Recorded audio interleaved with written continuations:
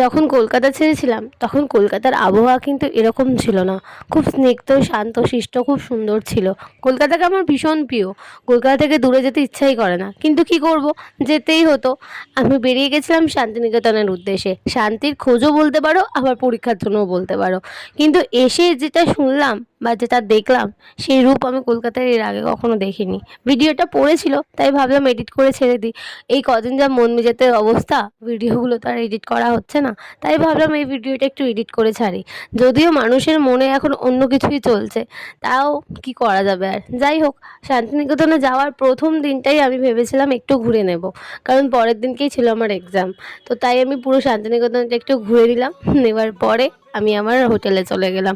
এই দেখো, এই গানের এই জায়গাটা না আমার জাস্ট অসাম লাগে। যতবার আসি ততবারই মনে হয় এই বাউল গান আমাকে বারবার ফিরিয়ে আনে এই শান্তিনিকেতনে। তাই হোক, ভিডিওটা কেমন লাগলো জানিও। লাভ লাভ।